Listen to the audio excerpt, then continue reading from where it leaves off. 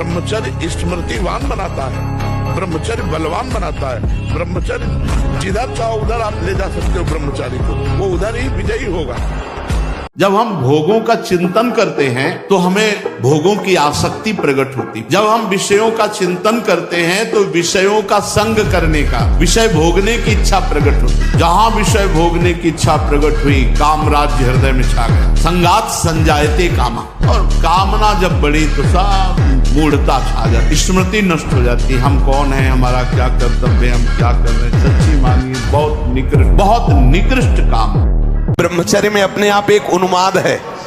अब देखो जिन बच्चों ने ब्रह्मचर्य छीण नहीं किया है उनको देखो कैसे उछलते हैं, कैसे कूदते हैं, बिजली की तरह उनके शरीर में स्फूर्ति होती, एक उन्मत्तता है, गाते हैं। क्यों? वो उन्माद पैदा कर रहा है ब्रह्मचर्य, आनंद का उन्माद। और जो ब्रह्मचर्य छीण किए होते, मक्खी उड़ाए नहीं उड़ती।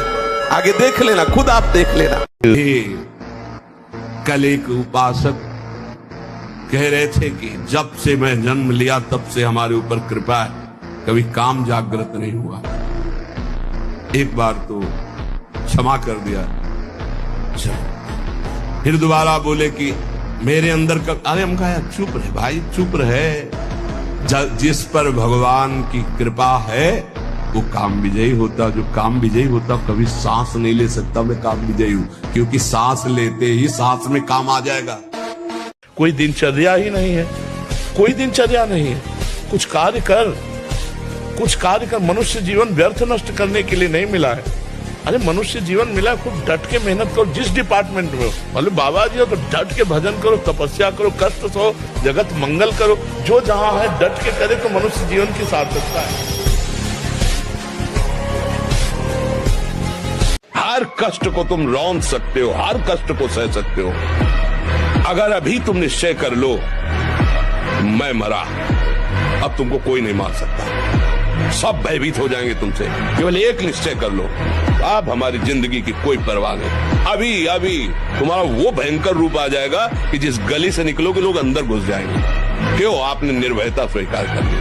पहली बात तो है कि तुम जैसा हम कहें वैसा करो। दूसरी बात, हमारी सामर्थ्य तुम्हें उठाएगी। हमारी सामर्थ्य जानते हो।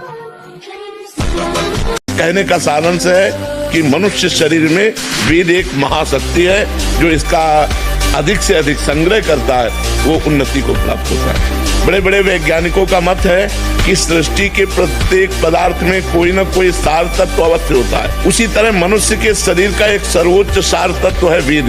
इसके बिना वो एक क्षण भी सक्रिय नहीं रह सकता।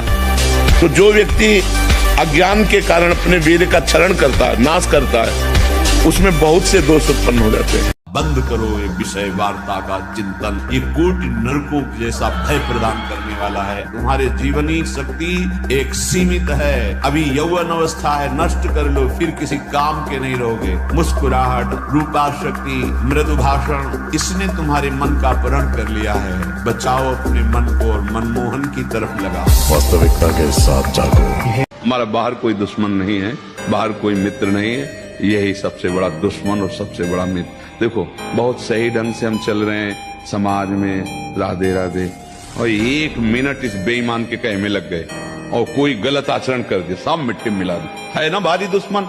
पूरे जीवन की कमाई एक मिनट में कमाई। सच्ची बात कह रहे हैं। जिस समय दिव्य रूप हनुमान जी ने धारण किया तो हनुमान जी महाराज के ही भाई पवन पुत्र भीम कंपायमान थे। अभी पैदा ही हुए थे भीम, और गोद में लिए हुए माता कुंती चल रही थी। अचानक सिंह निकला, दहाड़ हुई तो गिर गए भीम। जिस चट्टान पे गिरे चकनाचूर हो गई चट्टान, और उस आवाज से भयभीत होकर भाग पड़ा सिंह। वो भीम कंपायमान होकर कह रहे थे, हे वायुपुत्र, तुम अपने रूप का स्मरण करो, मेरी सामर्थ्य है।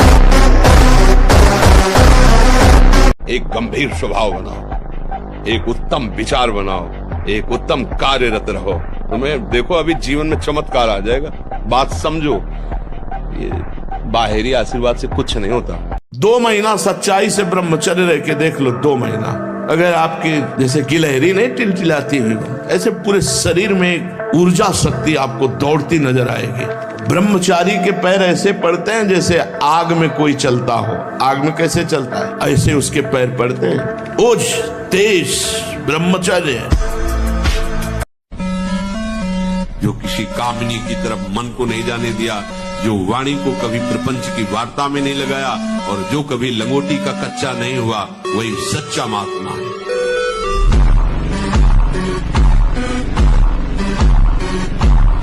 संयम विहीन जीवन, शुष्क उदासहीन पशुवत जीवन, पूर्ण ब्रह्मचर्य देश का, समाज का, आत्मा का, सबका परम लाभ। नहीं, 4 दिन का भैया ये शरीर है, 4 ही दिन का समझो।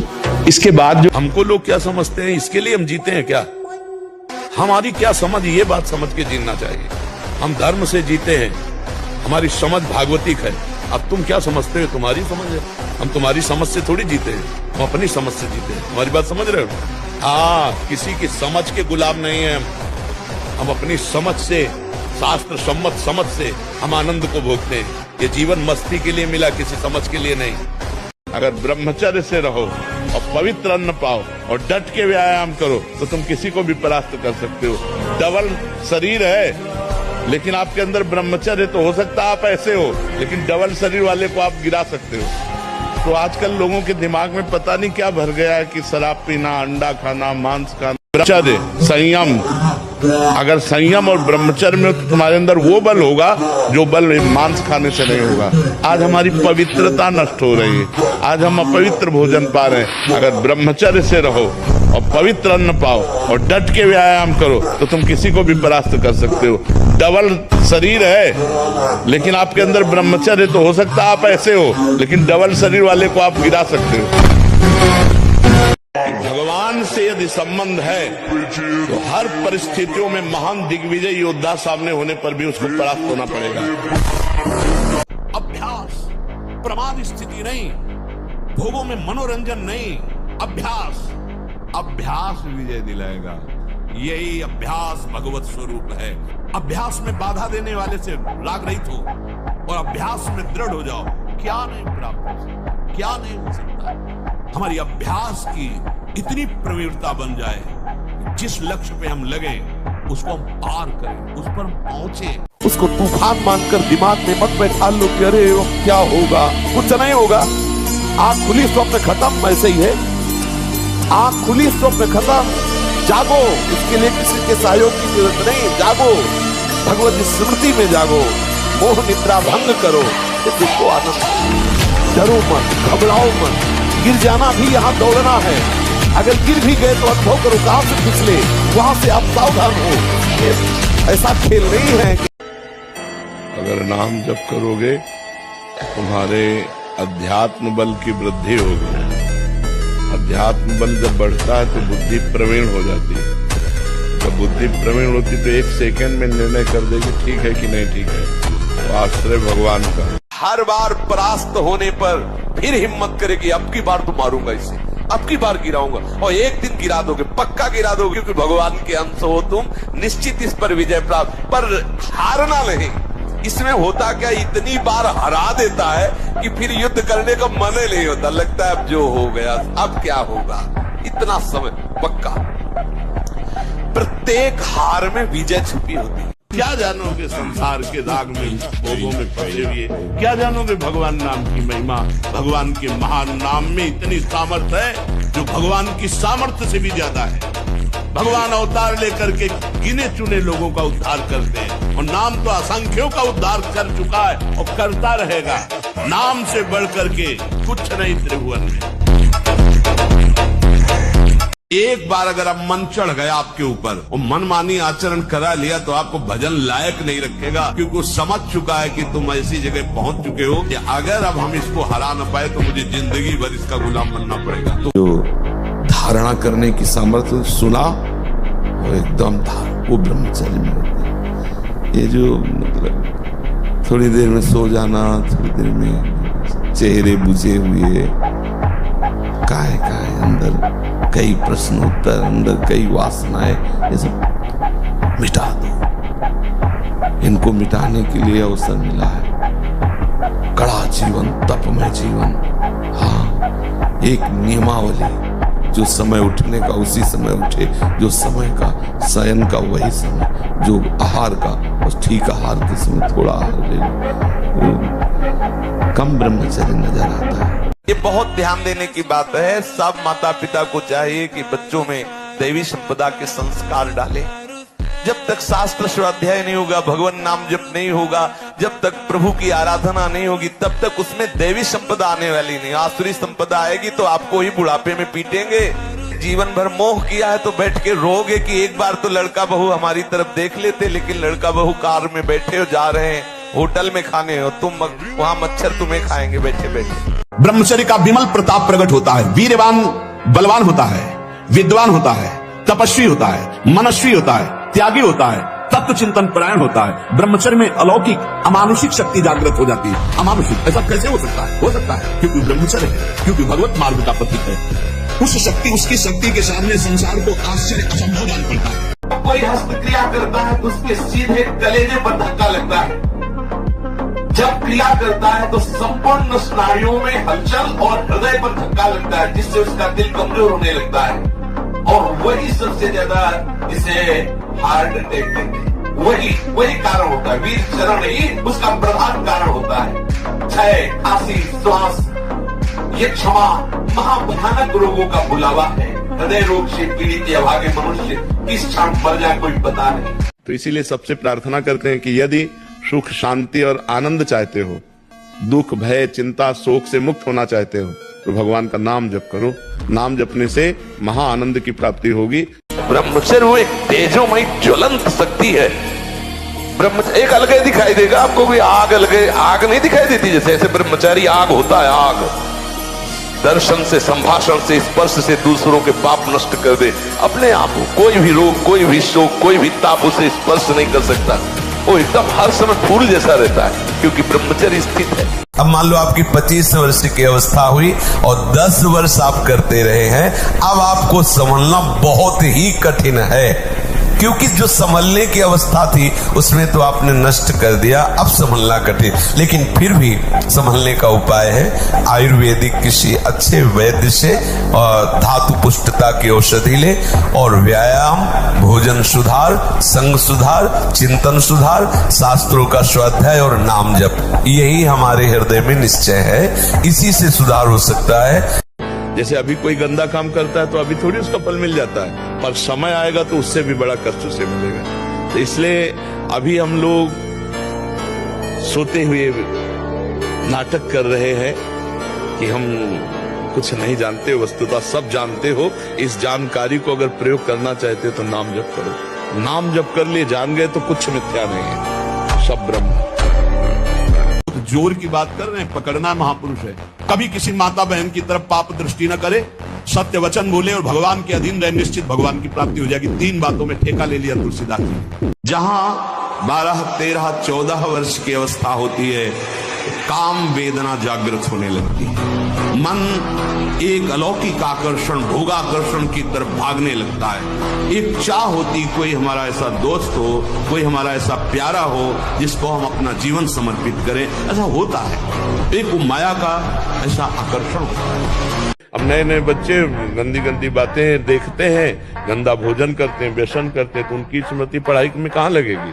फिर तो गंदी गंदी बातों में लगेगी। और फिर जब हार जाते हैं तो वो सोचते हैं कि शरीर को नष्ट कर दें, क्योंकि ताड़ना मिलती घर से कि इतने पैसे लगाए पढ़ाई में, ऐसा तुम कर दिए। माता पिता तो बड़ी मेहनत से कमा कर तुम्हें पढ़ा रहे हैं, तुम व्यसन आदमी ऐसे। तो हमें लगता है बच्चा कि अगर संयम से चला जाए तो जिस डिपार्टमेंट में हम जान की बाजी लगाकर ऐसा अभ्यास करें, कौन किसमें फेल हो जाए। पहले गुरुकुल भेजा जाता था, गुरुजनों से शास्त्र स्वाध्याय, फिर गृहस्थ में जाया जाता था। ब्रह्मचर्य जीवन है, ब्रह्मचर्य त्याग ही मृत्यु है।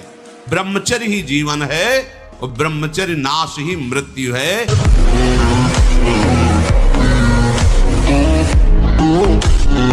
अब एकाग्रता के लिए पावर चाहिए, अभ्यास का और ब्रह्मचर्य का भी। अभी आप 1 साल ब्रह्मचर्य रहिए, आप फिर देखिए आपके विचार कैसे होते हैं, आपके शरीर में कैसी ऊर्जा होती है, आपका प्रतिज्ञा, आपके वचन, आपकी चेष्टा, आपकी क्रियाएं कितनी मतलब पवित्र। मर जाऊंगा पर गलत नहीं करूंगा।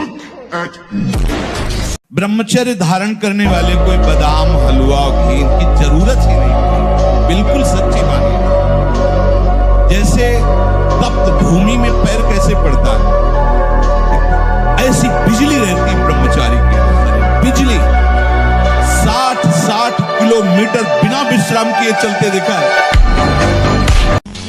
तुम्हें सब त्याग रहे हैं, तुम उनको पकड़ रहे हो। नहीं, बलवान बनो,